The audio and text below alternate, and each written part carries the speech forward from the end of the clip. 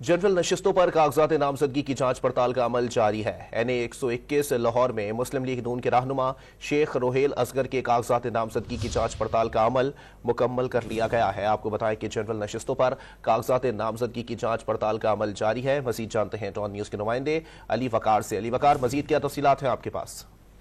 हाँ जी बिल्कुल, election commission की जानिब से जो डाटा सामने आया है उसमें पंजाब से कौमी असम्बली की जो नशिस्तें हैं वहाँ पर जनरल नशिस्तों पर 3,594 मर्द और 2,270 खवातीन ने कागजात नामजदगी जमा करवाए हैं, जबकि सूबाई असम्बली की पंजाब में जो जनरल नशिस्तें हैं वहाँ पर 8,592 मर्द और 437 खवातीन ने अपने कागजात नामजदगी जमा करवाए हैं।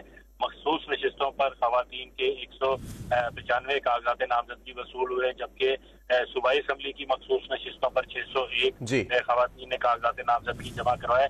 इलेक्शन कमीशन का ये तफसीलात सामने आई हैं। मजमूई तौर पर जो सूबाई और कौमी असम्बली की हल्के की नशिस्तें हैं, ताहम अब जो स्क्रूटनी का अमल जो है वो शुरू हो चुका है, लेकिन यहाँ पर जो बहुत सारे मसाइल नजर आ रहे हैं जिस पर इलेक्शन कमीशन को आगाह भी किया गया है उम्मीदवारों की जानिब से कि उनको अवामी नोटिस की तफसीलात फराहम नहीं की जा रही। रिटर्निंग अफसरान की जानिब से किस उम्मीदवार को किस तारीख को स्क्रूटनी के लिए बुलाया और किस वक्त बुलाया, ताकि वो उसके मुताबिक अगर किसी वोटर ने एतराज दायर करना है तो वो एतराज दायर कर सके। जांच पड़ताल का अमल मुकम्मल कर लिया गया है। अली वकार अपडेट कर रहे थे, आपका शुक्रिया।